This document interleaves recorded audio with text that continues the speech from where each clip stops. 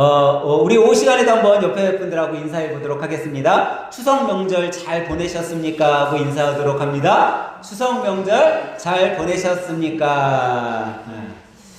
우리는 매해 명절이 되면 온 가족이 함께 모입니다. 바쁜 일이 있어도 좀 모이려고 노력을 하고 또 시간이 있으면 더욱더 모이는 것이 우리의 추석 명절이라고 할 수 있습니다. 아마도 여러분 대부분은 이번 한가위에도 가족과 함께 모여 또 웃고 이야기도 나누고 음식도 나누고 정을 나누는 시간을 보냈을 겁니다. 그런데 우리가 보냈던 이 명절은 단순히 세상적인 휴일이 아니라는 겁니다. 하나님께서 우리 가족, 공동체, 이 공동체 속에서 소중함을 깨닫게 하시기 위한 시간이었다라는 것을 우리가 기억해야 된다라는 거예요. 분명 이 시간이 기쁘고 행복한 시간으로 보내도록 하나님께서 준비해 놓으신 기간이라는 거죠.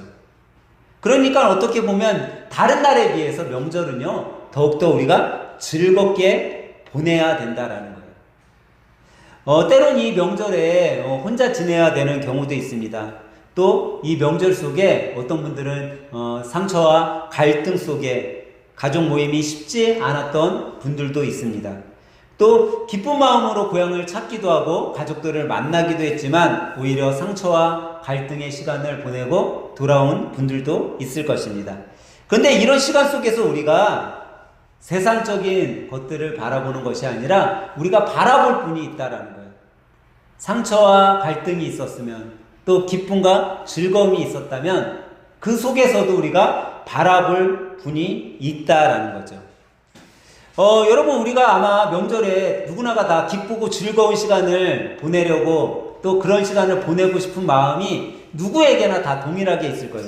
어느 한 사람도 명절 정말 상처만 받고 쓸쓸하게 또 화만 내고 보내고 싶은 사람은 단 한 분도 없을 거예요. 근데 이상하게도 어떤 가정은 상처 속에서 명절을 보내는 가정이 있는가 하면 어떤 가정은 기쁨과 즐거움 속에서 감사 속에서 보내는 가정들이 있다라는 거죠. 근데 그 차이를 조금만 들여다보면 큰 거에 있지 않다라는 거예요. 불화도요, 여러분, 어떻게 보면 작은 것에서 또 기쁨도요, 아주 작은 것에서 시작될 수 있다라고 할 수 있어요. 여러분들이 명절 즐겁게 보내셨어요? 즐겁지 않게 보내셨어요? 어떤 분들은 즐겁게 보냈다고 하시는 분도 있고 어떤 분들은 잘 모르겠는 분이 있을 거예요. 근데 만약에 여러분 명절에 제가 여러분의 집에 명절 때가 되면 매일 찾아간다라고 생각해 보세요. 명절 때 매일 제가 여러분들의 집에 찾아가요. 좋겠어요? 나쁘겠어요? 우리 장로님하고 현정자매는 제가 매일 찾아가도 좋은 거야. 목사님이 가서 애들만 봐줘도 저는 좋을 것 같아요. 우리 유빈이, 유찬이만 봐줘도 아주 즐거울 것 같아요. 네. 근데 여러분, 대부분의 분들은 목사님이 매일매일 찾아온다고 별로 이거 달갑지 않은데 그런 표정인 것 같아요. 근데 여러분 한번 생각해 보세요. 제가 명절 때가 되면 여러분들의 집에 매일 찾아가는데 찾아갈 때마다 하얀 봉투를 하나씩 드려요. 근데 그 봉투 안에 1,000만 원이 들어있다고 생각을 해봐. 제가 명절마다 아멘 하시면 제가 진짜 1,000만 원 줘야 되는데 큰일 났네. 명절마다 여러분들 집에 봉투를 갖고서 찾아간다고 해보세요. 저를 싫어할 분이 있겠어요, 없겠어요? 매일매일 목사님 오시면 1,000만 원씩 주는데 아마 명절을 맨날 기다릴 거예요. 올해는 명절 빨리 안 오나? 목사님이 분명히 오면 하얀 봉투에 1,000만 원을 넣어서 나한테 줄 텐데. 그리고 목사님이 하루 종일 집에서 뒹굴고 놀다가 간다 하더라도 삼시세끼를 다 챙겨 먹이겠어요, 안 먹이겠어요? 먹일 거예요. 왜? 목사님이 온 기쁨을 이미 봉투에서 다 찾았기 때문에. 그냥 해줘도 즐거워. 근데 목사님이 아무것도 주지도 않고 아무 도움도 안 주고 우리 집에 와서 명절 때가 되면 아침에 일찍 와갖고 빈둥빈둥 놀다가만 가요. 그러면 좋아하겠어요, 안 좋아하겠어요? 안 좋아하겠죠. 안 좋아할 거예요. 네. 근데 나에게 기쁨의 봉투를 주는 순간 싹 바뀌었어. 내가 요리를 못하면 그냥 배달시켜드리면 돼. 삼시세끼 배달시켜드려도 봉투 안에 1,000만 원의 값어치를 못하니까. 그러면은 여러분 이 기쁨이 있으면 어느 해에 목사님이 우리 집에 올 시간이 됐는데 항상 8시면은 정확하게 오더니 목사님이 안 와. 명절이 됐는데, 추석이 됐는데. 그럼 걱정이 되겠어요? 안 걱정이 되겠어요? 목사가 걱정 안 돼도 동봉투가 걱정되고 그래도 전화를 할 거예요. 왜? 그 기쁨이 있으니까. 근데 여러분, 우리가 추석을 보낼 때요, 기쁨이 있어야 된다라는 거예요. 누군가가 내가 고향에 가거나 가정에 갔을 때 기쁨이 있어야 된다라는 거예요. 밤만 축내고 시간만 축내고 오는 사람이 아니라 내가 저 가정에 갔을 때 그분들이 나를 통해서 즐거워할 수 있고 행복해할 수 있고 감사해할 수 있고 웃음이 넘칠 수만 있다면 여러분은 그 가정에 기쁨이요 행복의 사람들이라는 거죠. 나 한 사람으로 인해 내가 누군가에게 바라보는 빛이 될 수 있다는 거예요. 여러분 1,000,000원짜리 동봉투 하나 들고 가는데도 목사님이 바라봐지고 기다려진다면 여러분 이 1,000,000원짜리 동봉투하고는 비교도 안 될 복을, 비교도 안 될 기쁨을 여러분들에게 주시고자 기다리고 계시고 여러분들의 집 앞에 가서 항상 문을 두드리고 계신 분이 있다라면 여러분 그분을 안 바라보고 계시겠냐라는 거예요. 그분을 집으로 안 맞이하시겠냐라는 거죠. 근데 우리 주님께서는 항상 여러분과 저에게 정말 세상의 복과는 비교도 안 될 저 천국의 소망의 복을 가지고 기다리고 계신데 우리가 맞이하지 못해서 그 복을 받지 못한다라는 거예요. 우리가 문을 열지 않았기 때문에 하나님의 섬김의 사랑을 받아들이지 못한다라는 거죠. 근데 만약 여러분과 제가 하나님의 섬김의 사랑을 받아들인 자라면 우리도 그 섬김의 사랑을 베풀면서 살아가야 된다라는 거예요. 제가 방금 여러분들한테 그랬잖아요. 명절날 여러분들 집을 제가 매일매일 찾아간다면 여러분들 좋겠어요? 안 좋겠어요? 했을 때 좋아요 목사님, 아무것도 안 줬는데도 좋아요 목사님이라고 이야기할 수 있다라면 평상시에 목사와의 관계가 좋은 분이에요. 우리 목사님은 우리 애들하고도 진짜 재밌게 놀아주고 나에게 위안도 줄 수 있고 나를 기쁘게도 하고 나를 웃게도 하고 나를 섬김의 사랑으로 감싸주실 수 있는 분이야 라는 마음이 내 안에 가득한 거죠. 근데 여러분 제가 명절날 여러분들 집에 매일매일 찾아가겠습니다. 그런데 나하고 눈도 안 마주치고 고개는 딴 데로 돌리고 눈 마주쳤다 큰일 나겠다. 우리 목사님 우리 집에 오면 어디 가나 이런 분들 있으면 그거는 목사하고의 관계가 별로 좋지 않은 거예요. 야 우리 목사님 오면은 나 뭘 먹여야 되지? 아유 걱정이네. 이걸로 가득 차 있는 거예요. 그러니까 목사님 안 오는 게 낫죠. 근데 여러분이 만약에 기쁨이 있고 감사가 있으면요 그 사람이라도 그 사람을 바라본다라는 거예요. 근데 우리에게는요 사람과는 비교도 안 될 하나님이 계시다라는 거죠. 그 하나님이 섬김의 사랑으로 우리와 함께 하셨기에 우리는 다른 것을 바라보는 것이 아니라 하나님을 바라봐야 돼요. 근데 왜 우리가 그분을 그렇게 바라보게 되냐라는 거예요. 그것은 다름 아닌 그 사랑이 있기 때문이죠. 그러면 하나님의 사랑이 어떻기에 왜 그 사랑이 그렇게 소중하냐라는 거예요. 어떤 사랑이기에 그렇게 소중하냐라는 거죠. 오늘 본문은 뭐라고 말씀하고 있어요? 보라, 하나님께서 어떠한 사랑을 우리에게 주사. 하나님이 사랑을 줬는데 어떤 사랑을 줬냐라는 거예요. 어떤 사랑을 베풀어 주셨냐라는 거죠. 다름 아닌 하나님이 베풀어 주신 그 사랑은 하나님의 자녀가 되는 사랑을 주셨다라는 거예요. 여러분 내가 누군가의 자녀가 됐다라는 그 사랑, 자녀를 삼아주셨다는 사랑은요 이루 말할 수 없는 거예요. 여러분 지금도요 부모가 없어서 고아로 자라나는 어린이들이 어마어마하게 많아요. 요즘에 뭐 방송에서 고딩 엄마 고딩 아빠 나오잖아요. 그거 그나마 고딩 아빠 엄마가 애를 안 버렸기 때문에 걔네는 고딩 엄마도 있고 아빠도 있는 거야. 더 많은 애들이 아이를 낳고 걔 아이들을 다 버려요. 그래서 그 아이들이 어디에 가요? 고아원에 가. 부모도 없이. 근데 고아원에서 지내고 있었어요. 고아원에서 부모도 없이 어린 아이로 지내고 있었는데 어떤 엄마 아빠가 오더니 얘 우리가 데리고 가서 키울게요. 고아원 원장님 이 아이를 우리에게 양육권을 주세요. 우리가 얘를 양자 삼아서 키울게요. 그러는 거예요. 그래갖고 이 원장님이 이 사람들을 조사해 봤더니 너무나도 세상적으로 엘리트 집안인 거야. 엄청 풍성해. 가진 것도 많고 우리 애가 가면은 저 집에서 아주 잘 양육받고 고아원에 있을 때 몇 배로 좋게 성장할 것 같아. 그러면은 당장 보내겠어요? 안 보내겠어요? 당장 보내죠. 너무나 좋은 환경에서 너무나 큰 사랑을 받고 살아갈 수 있다면 당장 주는 거예요. 그러면 그때서부터는 이 아이가 고아원 아이예요? 이 새로운 양부모님 아이예요? 양부모의 아이인 거예요. 그리고 아주 좋은 환경에서 엄마 아빠 사랑을 받고 자라갈 수 있는 거예요. 그게 부모의 힘이죠. 근데 하나님의 사랑은 이 세상의 양 부모하고는 비교도 안 된 그 사랑을 하나님께서 우리들에게 주셨다라는 거예요. 근데 참 신기하게 이 부모와 자식과의 관계요, 이 자식과의 관계도 요즘에는요 참 다른 것 같아요. 부모가요 자식도 요즘에 끊는 시대예요. 드라마 같은 거 보잖아요. 자식이 뭐 좋은 가문에 좋은 뭐 영향력 있는 CEO 집안에 태어났어요. 부족함 없이 키웠어. 근데 이 녀석이 공부도 못해. 아주 뻘짓만 하고 다니고 이 약에 취해서 다니고. 그랬더니 부모가 이제 어떻게 해요? 너는 이제 내 아들이 아니다. 이제서부터 우리 호적에서 너는 왜 빼버렸다. 이래버린다라는 거예요. 요즘에는. 자식의 학벌, 능력 쓸모없어 보이면 자식도요 이제는 내치는 세상이 됐어요. 옛날에는 자식은 부모를 내쳐도 부모는 자식을 내치지 않는다고 그랬는데 지금은 드라마에서 보면 자식을 그냥 단칼에 잘라서 내보내 막.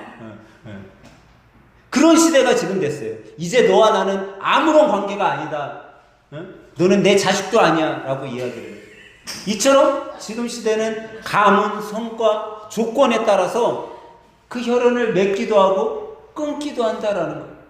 좋은 학벌이 있으면, 좋은 실력이 있으면 우리 자식이 대기업에서 잘 나가는 사장이면은 내 자식이야. 우리 자식이 서울역 지하부두에서 박스 깔고 누워서 거렁뱅이로 살아있으면 쟤는 내 자식 아니야. 이런 시대가 되어버렸단 말이라는 거죠. 근데 하나님께서는 그렇지가 않다라는 거예요. 하나님께서는 여러분 가정에 어떤 조건을 보고 우리를 자녀 삼아주시지 않았다라는 거죠. 여러분과 제가 많이 갖고 있어서 세상적으로 너무 잘 나가서 우리를 자녀 삼아주셨냐? 그렇지 않다라는 거예요. 여러분들이 많은 헌금과 물질과 헌신을 드렸기 때문에 여러분들을 딸로 삼아주시고 아들로 삼아주셨냐? 그렇지 않다라는 거예요. 하나님은 우리가 아무것도 갖고 있지 않은 그 있는 모습 그대로를 받아주셨고 그 모습 그대로 자녀 삼아주셨다라는 거예요. 이것이 진정한 아버지의 사랑이라는 거죠. 아버지는 무엇을 가졌기 때문에, 어머니는 무엇을 가졌기 때문에 나를 사랑해 주시는 것이 아니라 내 있는 모습 그대로, 너가 내 자녀이기 때문에, 내가 너를 사랑하기 때문에 그냥 받아 주셨다라는 거예요. 대부분의 세상 가정은요, 어떻게 보면은 암만 사랑이 있다라고 해도 부모와 자식 간에도 기브 앤 테이크가 있는 것 같아요. 부모도 아낌없이 주지만 얘네들이 성장하면 이 자녀들에게 조금은 받고 싶은 게 부모의 마음이에요. 내가 너희들 어렸을 때 너희들 학생 때 엄마가 그렇게 너희들한테 헌신봉사했는데 이제 엄마가 70대가 되고 80대가 돼서 늙어서 힘도 하나도 없는데 이제는 너희들이 엄마 아빠한테 용돈도 주고 그래야 되지 않냐. 이게 나이가 들면요 부모도 그런 마음이 드는 거예요.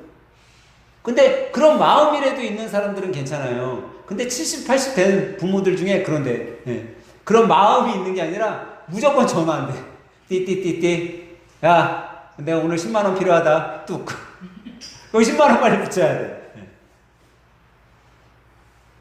예전에 이런 이야기가 있어요. 아빠하고 아들이 이야기를 하는데 아들이 아빠를 보면서 아빠한테 이렇게 얘기한 거예요. 아빠, 난 크면 아빠처럼 되고 싶어요. 아빠는 내 삶의 롤 모델이니까요. 그랬다는 거야. 아빠가 이 얘기를 들으면 기분이 좋겠어요? 안 좋겠어요? 너무 좋은 거지. 아니, 그래도 내가 헛살지는 않았구나. 내가 뭐 제대로 한 것도 없는데. 그래도 우리 아들이, 우리 유찬이가 아빠를 롤 모델로 삼고 있다니 너무나도 기쁘구나. 아빠가 아들한테 물어봤대요. 야, 그래? 아빠가 너한테 본이 된 건 별로 없는데 그래? 너 왜 아빠처럼 되고 싶냐? 왜 아빠를 롤 모델로 삼았냐? 그랬더니 이 아들이 아빠를 보면서 뭐라고 얘기해요?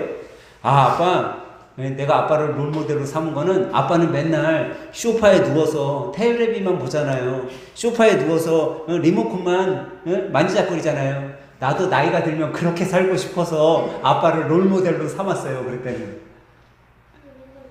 여러분 그냥 편안하게 놀고 편안하게 즐기고 사는 삶, 예?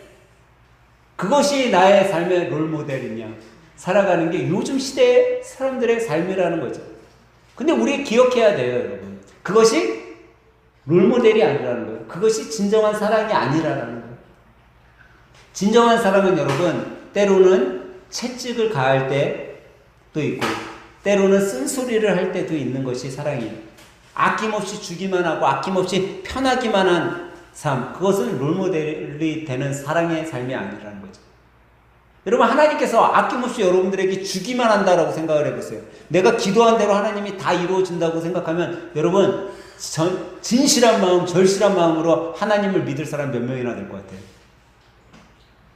그때는요, 그런 믿음은 어떤 믿음이냐면 내가 필요할 때는 하나님을 믿어요. 내가 필요한 게 없으면 하나님 안 믿어요. 왜? 내가 필요할 때 하나님 앞에 기도하면 그분은 어떻게 해? 들어주시는 하나님이니까. 근데 하나님은 그렇지 않으셔. 때로는 여러분이 5년, 10년, 20년을 기도했는데도 응답하지 않는 것 같은 그런 시기를 걸을 때를 만들어 놓으신 분도 하나님이셔. 때로는 오늘 기도했는데 내일 바로 이루어지는 그런 응답의 시간을 주실 때가 있는 하나님이시기도 해요. 때로는 우리 가정에 기쁨과 웃음과 활기 넘치는 행복을 주신 하나님이시기도 하지만 때로는 우리 가정에 눈물과 시련과 아픔을 주신 하나님이시기도 해요. 근데 참 신기하게도 여러분 기쁨과 즐거움이 있으면 더 가족이 똘똘 뭉치고 즐겁고 행복할 것 같잖아요. 근데 오히려요, 건강한 가정은요, 위기, 아픔, 슬픔, 어려움이 있을 때 더 똘똘 뭉쳐요. 하나님은 그걸 원하시는 거예요. 그래서 때로는 우리들에게 시련을 주기도 하시죠. 그렇다면 여러분과 제가 이 사랑을 받아서 하나님의 자녀로 부름받은 사람들이라면 여러분 우리가 어떤 삶을 살아가야 되냐라는 거예요. 요한복음 13장 34절은요 이렇게 말씀하고 계세요.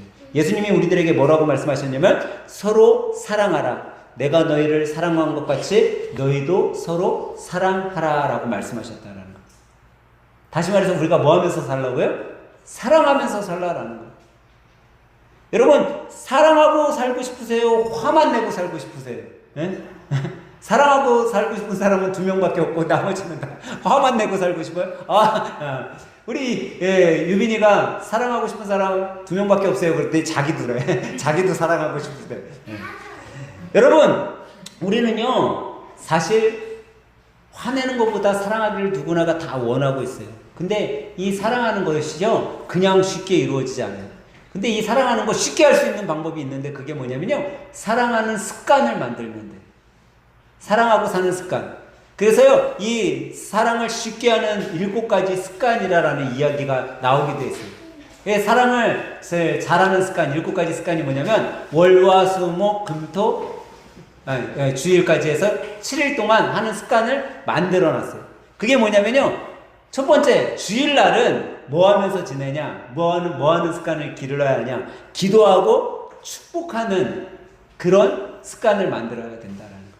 그래서 누구를 만나면 축복합니다, 사랑합니다. 그 아이들에게도 내가 엄마가 너를 축복한다, 너를 사랑한다 이런 이야기를 주일날은 다른 날에 비해 많이 해주라는 거예요. 그러면 우리 아이들이요 그 축복을 받고 자라난다라는 거예요. 그 사랑을 받고. 월요일은요 여러분 미수로 시작하는 습관을 기르려는 거예요.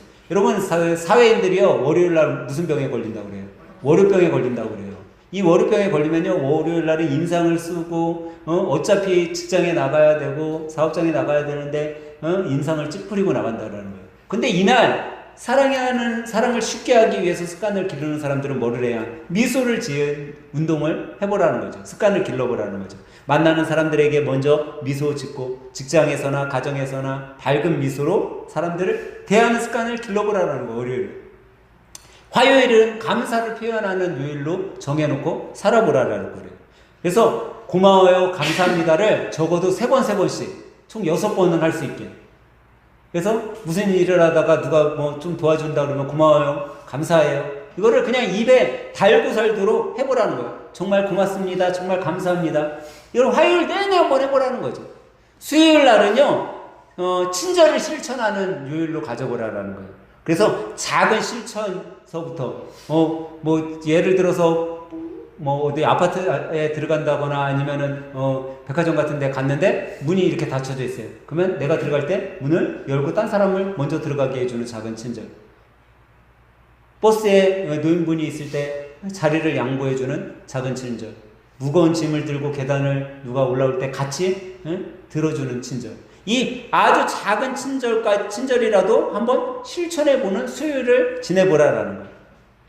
그리고 목요일은요, 말 한마디를 바꿔보라라는 거예요. 부드럽고 따뜻한 말을 쓰라라는 거죠. 왜 그래? 보다는 괜찮아. 너 왜 그렇게 했어? 아니야, 그렇게 해도 괜찮아. 때로는 빨리빨리 해 대신에 내가 좀 도와줄까? 뭐 어려워? 이렇게 따뜻한 표현으로 말을 바꿔보도록 하라라는 거예요. 금요일은 기억해 주라라는 거예요. 그 사람, 옆에 있는 사람의 상태를 좀 기억해 주라라는 거죠. 얘가 월요일서부터 금요일까지 너무나도 힘들게 피곤하게 있었나? 그러면, 일주일 동안 너무 피곤했지? 그 말 한마디, 일주일 동안 수고했다라는 그 말 한마디, 또 그 챙겨주는 그 행동, 그것을 습관화처럼 만들어 보라라는 거죠. 그리고 토요일 날은 좀 떨어져 있거나 자주 연락하지 못했던 사람들에게 연락을 하는 시간을 가져보라는 거예요. 요즘에는 스마트폰이 발달되어 있잖아요. 그러니까 떨어져서 잘 못했었던 가족, 친구, 교회 식구들에게 잘 지냈냐고 뭐 메시지를 보내거나 카톡을 보내거나 전화를 하거나 그런 시간을 토요일을 가져보라라는 거예요. 이 월요일서부터 주일서부터 토요일까지의 이 습관을 계속 길러보다 보면요, 나도 모르게 내 안에 사랑하는 습관이 자리 잡게 된다는 거예요. 그 삶을 통해 내 사랑이 실천되게 된다는 거죠. 여러분, 명절에 가족을 돌아보듯이 우리가 우리 주위에 있는 사람들도요, 돌아볼 수 있는 사람들이 돼야 돼요. 그러면요, 하나님 사랑 안에서 여러분과 제가 혈연으로 맺어진 가족뿐만 아니라 어떤 공동체로 또 이웃과의 여러 단체 속에서의 가족이요, 하나님 사랑 안에서 참된 가정이 된다라는 사실이에요. 사랑하는 여러분, 우리는 세상에 소망이 있는 사람들이 아님을 믿으시기 바랍니다. 우리는 천국의 소망을 갖고 있는 사람들이에요. 천국의 소망을 갖고 있는 사람들은요, 세상적인 삶에 휘둘려 살아가는 사람들이 아니에요. 올 추석 연휴가 길었잖아요. 되게 길어가지고 사람들이 저마다 많은 계획을 세우고 많은 어떻게 보면은 뭐 좋은 일들을 준비했다고 그래요. 근데 저도 이번 명절이 길어가지고 제가 좋아하는 취미가 있잖아요. 뭐죠? 낚시. 장로님처럼 낚시를 좋아하잖아요. 그래서 제가 생각했어요. 내가 이번에는 적어도 2번에서 3번은 낚시를 가자. 대전에 내려가서 우리는 뭐 거기 그 대전에 내려가면 차로 한 5분만 나가면 개울이니까 그 개울 5분만 나가면 가서 낚시할 수 있잖아요. 가갖고 낚시나 실컷 하고 또 자연의 물소리를 듣고 그러면서 좀 힐링 좀 하고 오자. 좀 푹 좀 쉬고 오자. 그런 준비를 다 했어요. 그런 계획도 다 세웠어요. 그리고 한 목요일이나 금요일쯤에 기도원 들려서 기도하고 그리고 인천에 오면 되겠다라는 준비를 다 계획을 세워놨어요. 그런데 주일날 밤에 출발을 쫙 하자마자 뭐예요? 하늘에서 비가 와요. 비가 와요. 월요일 날도 비가 와요. 화요일 날도 비가 와요. 수요일 날도 비가 와요. 대전은 비가 왔어요. 수요일 날도 비가 와요. 내가 계획하고 준비하고 이렇게 지내야지 세웠지만 내가 사람이 아무리 준비해놔도요, 날씨 하나 따라주지 않으니까 그 계획이 다 다르게 변하더라라는 거예요. 그래도 해요. 그래도 해요. 다 변하더라는 거예요. 여러분, 우리의 삶이요, 정말 내 마음대로 내가 한다라고 해서 되는 삶이, 되는 계획이 없음을 여러분 기억해야 돼요. 여러분들이 마음먹은 대로, 여러분들이 계획한 대로 되어졌다면요, 그것은 하나님의 인도하심이 있었던 거예요. 하나님의 지켜주심이 있었기에 우리가 계획한 대로 진행된 거죠. 여러분, 우리 그러면 그런 생각을 하는 사람들은요, 작은 거에도 감사할 수 있는 거예요. 야, 내가 이렇게 계획했는데 하나님이 이 계획이 흐트러지지 않게 지켜주셨네. 감사할 수 있는 거죠. 내가 이렇게 준비했더니 하나님이 이렇게 이끌어 주셨네? 그러면 그 작은 것에도 감사할 수 있는 사람이에요. 근데 감사하지 못하는 사람은 어떤지 알아요? 그 계획이 잘 이루어졌어도 어떻게 생각해요? 내가 계획 잘 짰기 때문에 이렇게 된 거야. 내가 잘 준비했기 때문에 이렇게 된 거야.